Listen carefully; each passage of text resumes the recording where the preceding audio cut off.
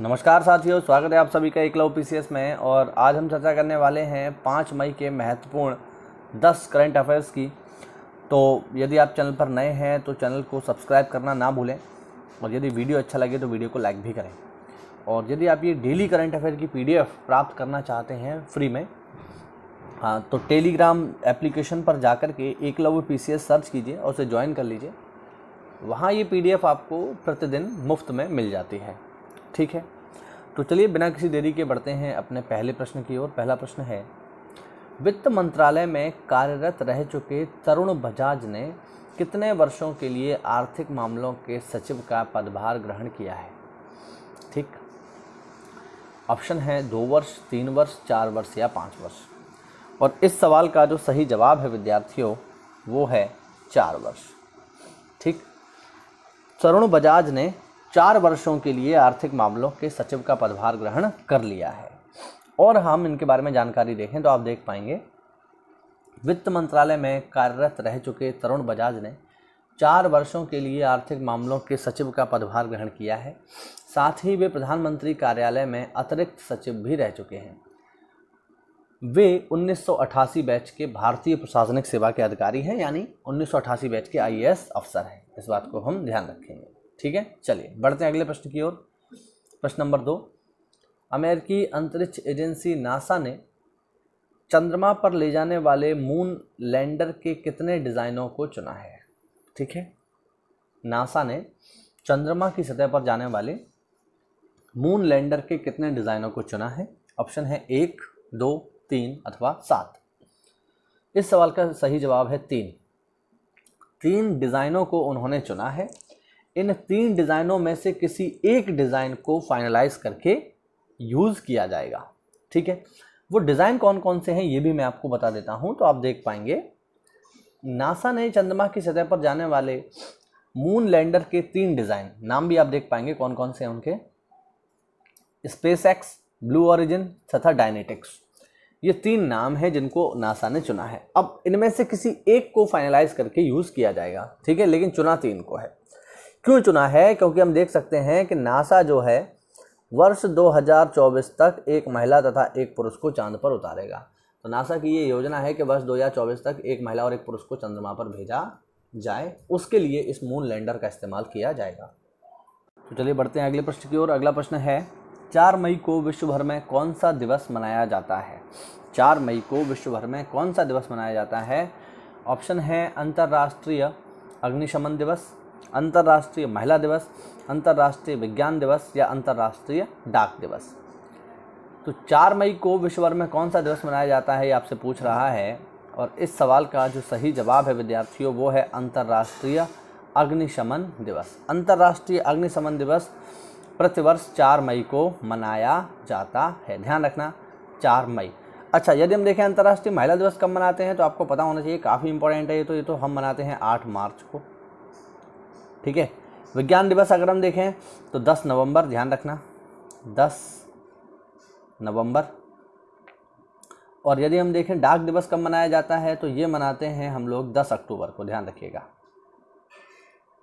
ठीक है, तो अग्निशमन दिवस मनाया जाता है 4 मई को, अंतर्राष्ट्रीय महिला दिवस 8 मार्च को, अंतर्राष्ट्रीय विज्ञान दिवस 10 नवंबर को तथा अंतर्राष्ट्रीय डाक दिवस 10 अक्टूबर को हम लोग प्रतिवर्ष मनाते हैं। चलिए ये भी ध्यान रखिएगा किसकी याद में मनाया जाता है, तो ये जो है अग्निशामकों के संरक्षक संत सेंट फ्लोरियन का जन्म दिवस है, उनके नाम पर इसको मनाया जाता है।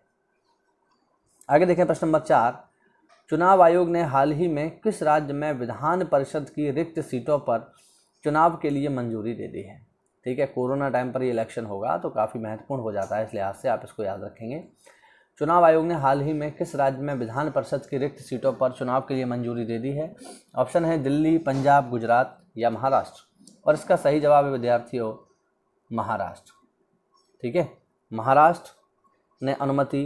महाराष्ट्र की विधान परिषद को अनुमति दे दी गई है इलेक्शन कमीशन के द्वारा कि वो अपने इलेक्शन करवा सकते हैं। आप मुझे कमेंट बॉक्स में बताएंगे महाराष्ट्र की विधान परिषद की कुल सीटें कितनी हैं। ठीक है, चलिए आगे देखें, अमेरिकी सहायता एजेंसी ने कोरोना वायरस से निपटने के लिए भारत को कितने मिलियन डॉलर देने की घोषणा की है, यानी कितने मिलियन डॉलर की सहायता देगा अमेरिका भारत को कोरोना से निपटने के लिए। ऑप्शन है 2 मिलियन, 3 मिलियन, 5 मिलियन या 7 मिलियन। और इसका जो सही जवाब है विद्यार्थियों वो है 3 मिलियन। 3 मिलियन की सहायता देगा अमेरिका भारत को कोरोना से लड़ने के लिए। 3 मिलियन का मतलब हो गया 30 लाख। 30 लाख डॉलर की सहायता अमेरिका हमें करेगा कोरोना से निपटने के लिए। ध्यान रखिएगा, अमेरिका ने कोरोना वायरस से निपटने के लिए भारत को 3 मिलियन डॉलर देने की घोषणा की है।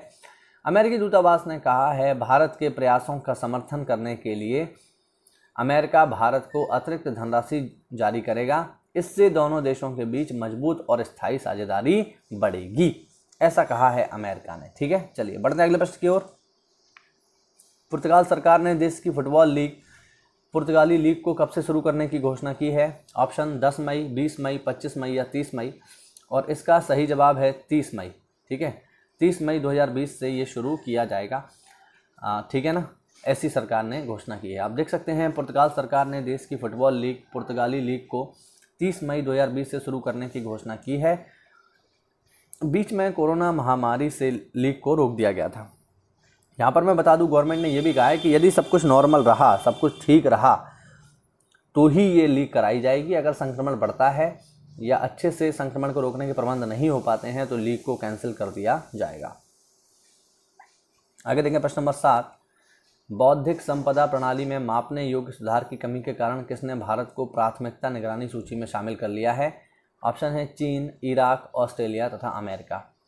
तो वो देश है जिसने भारत को प्राथमिक निगरानी सूची में शामिल किया है, वो देश है अमेरिका। अमेरिका ने भारत को प्राथमिक निगरानी सूची में शामिल कर लिया है। बौद्धिक संपदा क्या होती है? बौद्धिक संपदा होती है किस देश में कितने आविष्कार होते हैं, किस देश में कितने वैज्ञानिकों के पास अपने आविष्कारों के पेटेंट हैं।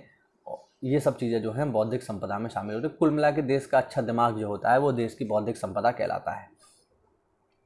ठीक है, तो ये है आपका बौद्धिक संपदा। तो भारत को बौद्धिक संपदा प्रणाली में प्राथमिक निगरानी सूची में शामिल कर लिया है अमेरिका ने। ठीक है, ध्यान रखेंगे। अमेरिका ने हाल ही में बौद्धिक संपदा प्रणाली में मापने योग्य सुधार की कमी के कारण भारत को प्राथमिक निगरानी सूची में शामिल कर लिया है। साथ ही इस सूची में भारत के साथ अन्य 10 देश भी शामिल हैं। रूस भी इसमें शामिल है, मैं आपको बताना चाहूँगा। ठीक है, चलिए आगे देखें। Discuss thrower athlete Sandeep Kumari पर वाडा ने डोपिंग परीक्षण में विफल होने पर कितने साल का प्रतिबंध लगा दिया है। तो देखो, पहले तो आप ये समझ लें कि ये महिला है, संदीप कुमारी है ना, ये पुरुष नहीं है। और वाडा क्या है? वाडा है वर्ल्ड एंटी डोपिंग एजेंसी। ये क्या है?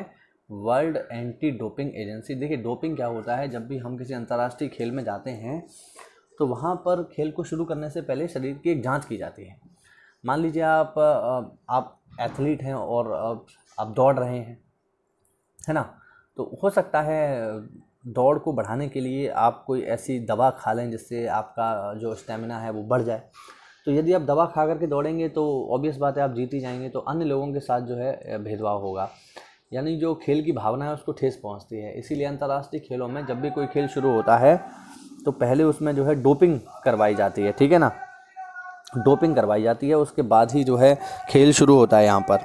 ठीक है, तो इनको डोपिंग में जो है पॉजिटिव पाया गया, यानी इन्होंने कोई ऐसी दवा इस्तेमाल की थी जो उन्हें नहीं करनी चाहिए, तो फिलहाल इन पर जो है प्रतिबंध लगा दिया गया है। ठीक है ना। अब ऑप्शन देखिए, यहाँ पर ऑप्शन है कितने साल का प्रतिबंध लगाया गया है यहाँ पर, तो इन पर 4 साल का प्रतिबंध लगाया गया है। ध्यान रखिएगा। ठीक है, 4 साल का प्रतिबंध इन पर लगाया गया है। चलिए अगला प्रश्न देखें। किस राज्य सरकार ने प्रधानमंत्री से प्रत्येक कोरोना योद्धा को बीमा कवच देने का अनुरोध किया है। ऑप्शन महाराष्ट्र, गुजरात, छत्तीसगढ़ या केरल। और इसका जो सही जवाब है विद्यार्थियों वो है छत्तीसगढ़। छत्तीसगढ़ राज्य ने ये अपील की है प्रधानमंत्री मोदी जी से कि वह प्रत्येक कोरोना योद्धा को बीमा कवच देने का अनुरोध करते हैं। ठीक है ना, प्रत्येक कोरोना योद्धा को बीमा कवच दें, ऐसी मांग है उनकी। है ना। वैसे तो स्टेट वाइज बीमा दिया ही जा रहा है, हरियाणा दे रहा है, असम सरकार भी दे रही है, असम सरकार 50 लाख का दे रही है, हरियाणा सरकार 10 लाख का दे रही है, लेकिन इनका कहना है कि पूरे भारत स्तर पर ये जो है दिया जाना चाहिए। आप देख पाएंगे छत्तीसगढ़ के मुख्यमंत्री भूपेश बघेल ने स्वास्थ्य कर्मियों की तरह ही पुलिसकर्मी, स्थानीय निकाय, जिला प्रशासन के अधिकारियों तथा कर्मचारियों को प्रधानमंत्री गरीब कल्याण पैकेज के अंतर्गत बीमा योजना में शामिल करने का अनुरोध किया है। इसको लेकर मुख्यमंत्री ने पीएम नरेंद्र मोदी को पत्र लिखा है। चलिए आज के लिए अंतिम प्रश्न, निम्नलिखित में से किस सेना ने कोरोना योद्धाओं को अनूठी सलामी दी है? ऑप्शन भारतीय सेना, नौसेना, वायुसेना या उपरोक्त सभी। अब देखो हो ये रहा है कि अभी आप ये काफ़ी चर्चा में रहा ये न्यूज़ तो, कि कोरोना योद्धाओं को सलामी देने के लिए क्या किया गया, जो अस्पताल हैं, है ना, जो पुलिस हेडक्वार्टर्स हैं, जहाँ पुलिस ट्रेनिंग सेंटर हैं, वहाँ पर फूल बरसाए गए हवाई जहाज़ के माध्यम से, है ना। तो ये किसने बरसाए थे? भारतीय सेना ने, नौसेना ने, वायुसेना ने। तो ये जो कोरोना योद्धाओं को जो सम्मान दिया गया, ये सभी सेनाओं के द्वारा किया गया, नेवी, एयरफोर्स, आर्मी, सभी के द्वारा, ठीक है। तो इसमें कोई एक नहीं है, इन सभी ने अपने अपने स्तर से सम्मान दिया। जैसे इस मौके पर 2 फ्लाई पास्ट किए गए, साथ ही विमानों तथा हेलीकॉप्टर्स ने फ्लाई मार्च करके कोरोना अस्पतालों पर फूल बरसाए और नौसेना ने अपने जहाज़ों को रोशन किया। वहीं आर्मी ने अपने बैंड की सहायता से देशभक्ति धुन बजाई और इन कोरोना वॉरियर्स को सम्मान दिया, ठीक है। तो अपने अपने तरीके से इन लोगों ने सम्मान दिया, ठीक है। ध्यान रखना, महत्वपूर्ण प्रश्न है। तो ये थे हमारे टॉप 10 करंट क्वेश्चंस जो कि 5 मई से जुड़े हुए थे।